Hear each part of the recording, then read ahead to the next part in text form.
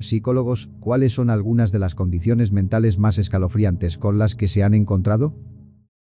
Síndrome de cerebro dividido. A veces, como medio para tratar convulsiones severas o epilepsia, los cirujanos cortan el cuerpo calloso, el tejido conectivo entre los dos lóbulos del cerebro. La buena noticia es que las futuras convulsiones severas se limitan a una mitad del cerebro, permitiendo que el paciente esté consciente y pueda tomar medidas de precaución. La mala noticia es que, gracias a la lateralización de funciones, hay esencialmente dos mentes en el cráneo que solo pueden reaccionar a ciertos tipos de estímulos. Sin embargo, los pacientes suelen desarrollar su nuevo estilo de vida. La parte más extraña es el ocasional resultado del síndrome de la mano extraña, en el cual uno de los cerebros toma control de una mano y la usa de manera independiente. Cuando se presentan preguntas al hemisferio controlador, la mano puede escribir sus respuestas, que a veces están en desacuerdo con el cerebro principal y las respuestas habladas del paciente. Ha habido muchos estudios de pacientes con cerebro dividido, e incluso recuerdo uno en el que se cuestionó al paciente sobre temas de manera que se obtuvieran respuestas de cada mitad del cerebro por separado, y algunas mitades del cerebro de los pacientes tenían opiniones opuestas sobre algunos temas. No puedo imaginar cómo algunas personas piensan que la idea de un alma es compatible con algunos de esos resultados. Soy terapeuta. Como te dirán la mayoría de las personas, los trastornos o síntomas psicóticos y los trastornos de personalidad tienden a ser los más impactantes o inquietantes. He trabajado con delincuentes violentos, incluidos menores, clientes con TPA, en términos más entendibles. Sociópatas o psicópatas, clientes con trastorno límite de la personalidad, clientes esquizotípicos y adictos, además de los clientes más comunes. Personalmente, nunca me han perturbado, pero esa es parte de la razón por la que me dediqué a la psicología. En lugar de asustarme con lo bizarro, tiendo a sentir curiosidad. En cambio, daré información general sobre algunos de los trastornos más bizarros que existen. Mi fenómeno psicológico bizarro favorito para mencionar en este tipo de conversaciones es el síndrome ligado a la cultura del coro. Ocurre en culturas asiáticas y se caracteriza por un miedo irracional a que tus partes reproductivas se retraigan dentro del cuerpo, causando daño. Es más común en hombres y parece estar asociado con sentimientos de culpa o vergüenza en cuestiones íntimas. En casos extremos, se ha sabido que las personas se lastiman a sí mismas tratando de sacarse sus propios órganos reproductivos en intentos de evitar que se retraigan dentro de su cuerpo. Otro es el cansancio cerebral, que tiende a afectar principalmente a estudiantes de alto estrés en países africanos. Básicamente, es una ceguera somática provocada por leer o estudiar demasiado. Luego, la pica es un trastorno en el que las personas tienen un hambre incontrolable por objetos inusuales como arcilla, tiza, cabello, virutas de pintura, etc. He leído sobre casos extremadamente graves de pica de cabello donde las personas deben someterse a cirugía para remover enormes bolas de cabello que han ingerido, ya que no se digiere correctamente. Obviamente, comer otras cosas inorgánicas puede tener serias repercusiones para la salud. La parálisis de guante es otro trastorno somático bastante interesante, en el que la persona psicológicamente no puede sentir ni mover las manos desde la muñeca hacia abajo. Debido a cómo están dispuestos tus nervios en el brazo y mano, no hay forma de que pueda ser causado por un daño nervioso real. Básicamente, hay dos nervios separados que alimentan la mitad inferior de tu brazo, lado del meñique, así como tus dedos meñiques y anular.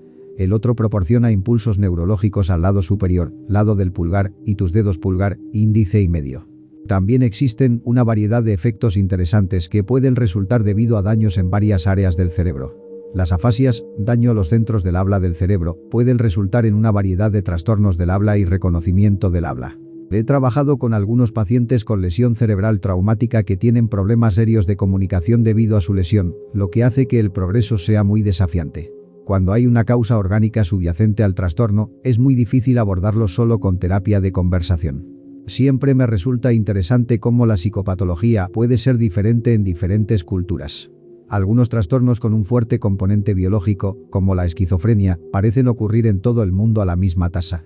Otros, como los trastornos alimentarios, simplemente no ocurren con regularidad en otras culturas. Vivo con un amigo de hace mucho tiempo del que estoy convencido que ha desarrollado o está desarrollando esquizofrenia desorganizada durante los últimos 3 años. No es tan loco o impresionante como algunos de los otros casos mostrados aquí, pero realmente está arruinando su vida y hace que me resulte exponencialmente más difícil tolerarlo diariamente. Más bizarro que cualquier cosa. En los últimos meses, especialmente, ha mostrado un comportamiento extremadamente antisocial y desorganizado. Todo, desde reacciones emocionales inapropiadas a eventos cotidianos, hasta la incapacidad de formar oraciones completas o pensamientos en una conversación, hasta simplemente fastidiar a la gente, haciendo cosas sin sentido, a veces a propósito y otras sin saberlo. Solía ser un tipo extremadamente sociable, que podía acercarse a cualquiera y hacer amigos. Ahora literalmente no puede mantener una conversación, pero aún quiere ser muy accesible y agradable, pero no se da cuenta de que en realidad asusta tanto a las personas que evitarán apasionadamente hablar con él de nuevo. Lo más frustrante que hace es básicamente pegarse a mí siempre que estoy en casa. Se queda en la puerta de mi habitación y me observa hacer mi tarea, doblar mi ropa, limpiar mi habitación, trabajar en mi computadora, construir legos, etc. Y siempre estará en la misma habitación que yo a menos que haya cerrado la puerta. Imita mis acciones, se despierta cuando yo lo hago, se duerme cuando yo lo hago, siempre quiere cocinar o limpiar cuando yo lo hago. Básicamente tengo que hacer cosas que él no puede o no sabe hacer para obtener algo de libertad. La mayor parte soy yo porque lo he conocido mucho más tiempo que a mis compañeros de habitación, pero cuando no estoy en casa, él hace todo esto también con ellos. Creo que todo esto proviene de su incapacidad para tomar decisiones básicas, como cuándo comer, dónde estudiar o cuándo salir para llegar a tiempo a algún lugar. Esto se extiende a casi todos los aspectos de su vida. He estado viendo a una terapeuta para consultarle sobre esto, pero es básicamente imposible saber algo con certeza porque ella no puede darme información sobre él o sus visitas. Él también comenzó a ir.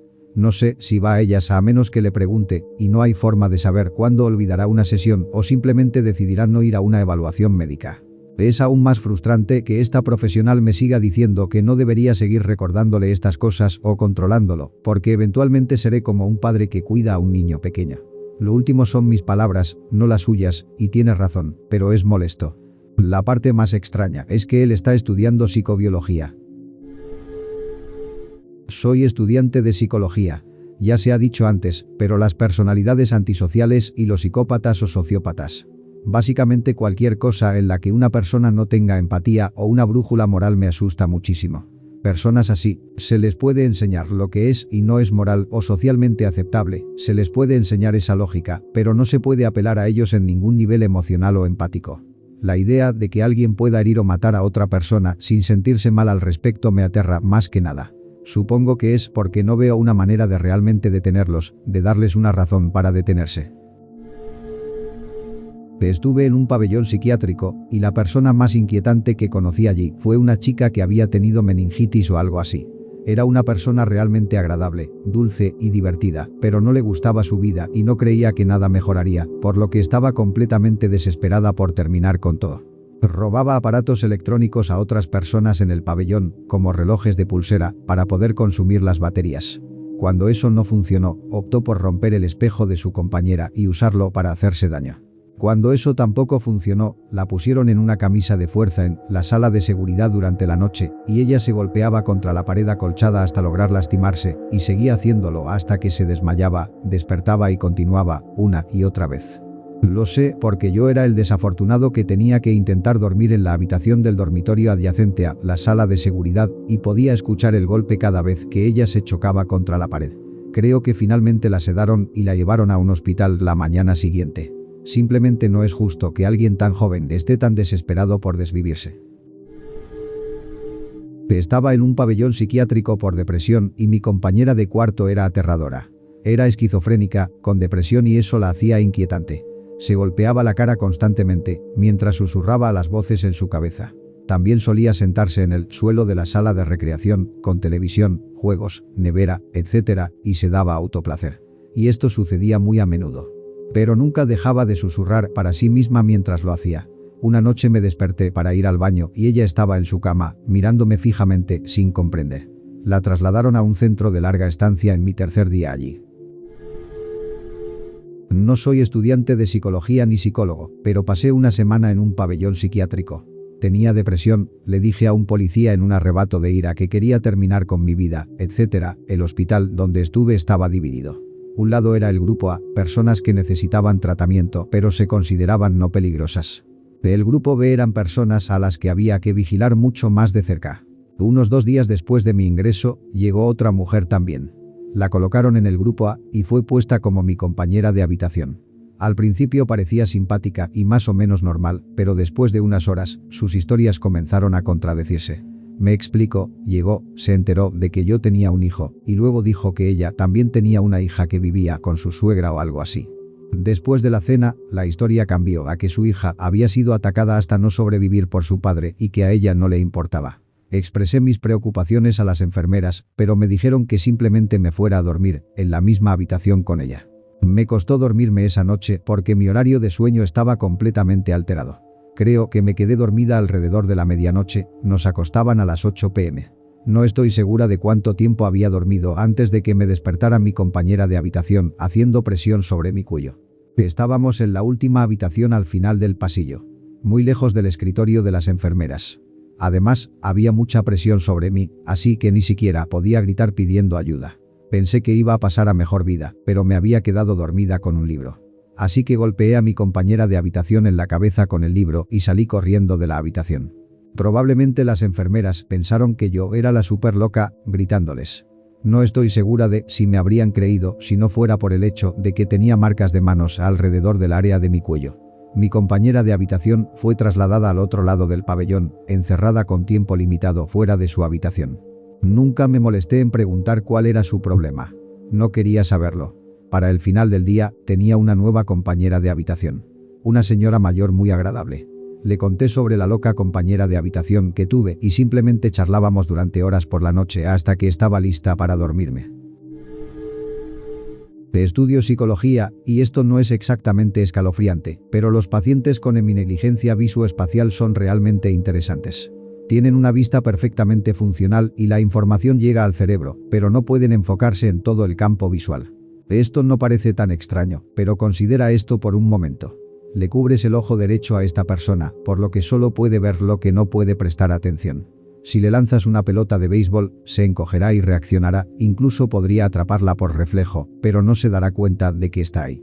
Si le das un plato de comida, dejará todo lo que esté al lado izquierdo de su visión sin tocar en su plato, pero se comerá el resto. De hecho, se hizo un estudio con uno de estos pacientes donde le pidieron que se imaginara parado en un extremo de un patio que conocía bien y dibujara todo lo que veía. Solo dibujó los edificios del lado derecho, pero cuando se le ha dicho que imagine estar parado en el extremo opuesto, mirando en la dirección contraria, dibujó lo que ahora está en su lado derecho, o sea los edificios que omitió en el dibujo anterior. Simplemente creo que esto es realmente fascinante y totalmente extraño. Trastorno límite de la personalidad. Si crees que el trastorno antisocial de la personalidad es malo, los pacientes con trastorno límite de la personalidad pueden cambiar de ser cooperativos a destructivos instantáneamente. Por ejemplo, piensa en lo que comúnmente se define como alguien que es bipolar, y eso es lo que es el TLP. No es tan escalofriante en el sentido de algunas compulsiones muy extrañas u horribles vistas en el TOC, pero es escalofriante en el sentido de que puedes sentir que estás haciendo un buen progreso con el paciente cuando de repente se alteran de la nada. Sin embargo, cualquier trastorno de personalidad del eje segundo sería interesante de tratar.